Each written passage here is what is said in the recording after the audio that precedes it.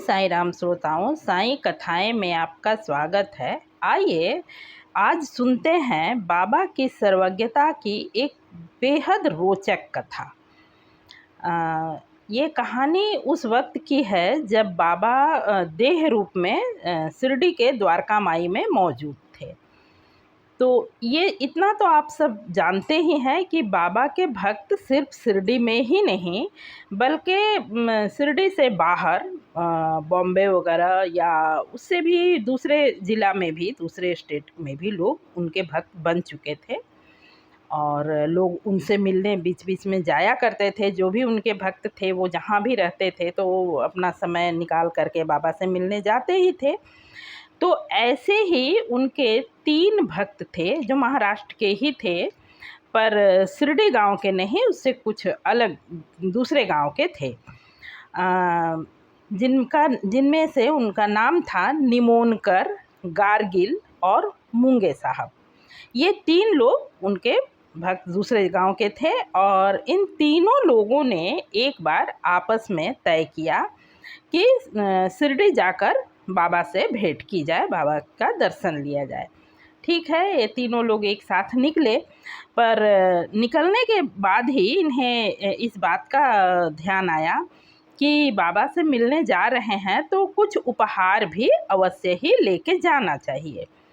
तो ऐसा तय कर ये लोग बाज़ार गए और निमोनकर साहब ने कुछ अच्छे किस्म के खजूर खरीदे और गार्गिल साहब ने अच्छे सुगंध वाले सुगंधित अगरबत्ती खरीदी और मूंगे साहब ने तय किया कि मैं 1 रुपया ही दक्षिणा में दे दूंगा, मैं कोई वस्तु नहीं खरीदूंगा। ठीक है, सब वो भी लोग किया करते थे। तो ऐसा तय करके तीनों लोग वहाँ से शिरडी के लिए प्रस्थान किए और खुशी खुशी वो लोग अपना तय समय पर शिरडी पहुँचे और बाबा के दर्शन के लिए द्वारका माई गए।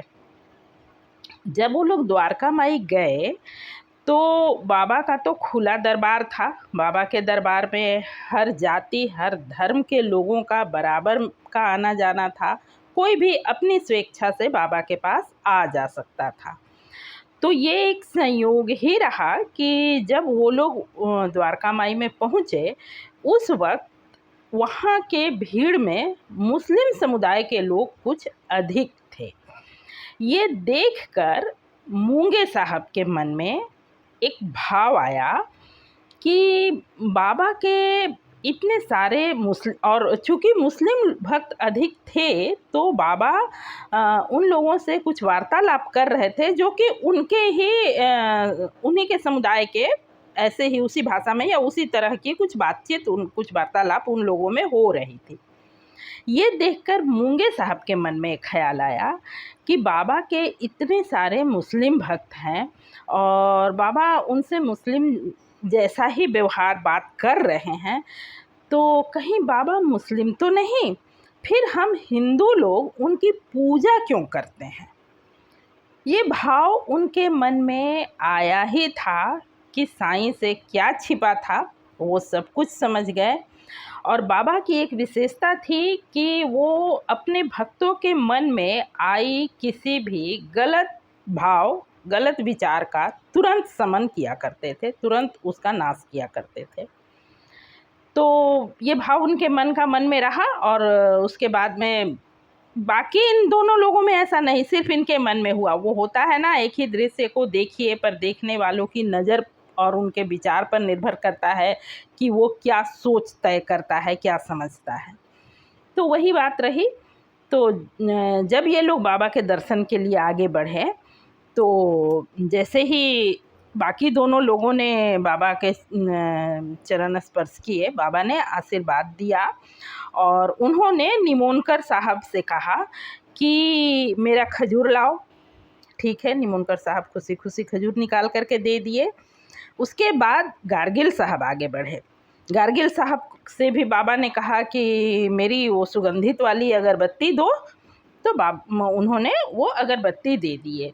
मूंगे साहब जब आगे बढ़े और उन्होंने बाबा को बिना मांगे, क्योंकि बाबा ने उनसे कुछ मांगा नहीं, फिर भी वो अपनी ओर से जब दक्षिणा देने लगे तो बाबा ने लेने से इनकार कर दिया। ये सब दृश्य देखकर मूंगे साहब को बिल्कुल समझ में आ गया कि हमने बाबा के लिए क्या खरीदा था, ये हम तीनों के अलावा किसी को मालूम नहीं था। फिर बाबा को कैसे बिल्कुल सही पता चल गया कि हाँ, किसने मुझे देने के लिए क्या रखा है, क्या मेरे लिए लाया है, ये बात कैसे बाबा को ज्ञात हो गया। और मेरे मन के दुष्विचार के कारण ही बाबा ने मेरी दक्षिणा स्वीकार नहीं की, वरना बाबा को क्या ये ज्ञात नहीं हुआ होगा कि उस वक्त मैंने भी तय किया था कि मैं 1 रुपया दक्षिणा में दूंगा, पर मेरे मन में भाव गलत आ गए, जिसके कारण बाबा ने मेरी दक्षिणा लेने से इनकार कर दिया। तो जिनके मन में, जो यहाँ बैठे हुए, द्वारका माई में बैठे हुए पूरी दुनिया की खबर रख सकते हैं, इंसान के मन का हाल जान सकते हैं, वो कोई हिंदू या मुस्लिम नहीं हो सकते। इस भाव के साथ उन्हें अपने मन के विचार पर काफ़ी पश्चाताप हुआ, वो दुखी हुए और बाबा की महानता को जान पाए। तो ये रही आज की कहानी, और ऐसी ही सच्ची और अच्छी कहानियाँ सुनने के लिए इस चैनल को सब्सक्राइब करें। कहानी पसंद आई हो तो लाइक करें। आपने यदि पहले ही सब्सक्राइब कर रखा है तो आपका हार्दिक धन्यवाद है। आपने पूरी वीडियो सुना है, इसके लिए धन्यवाद। ओम साई राम, नमस्कार।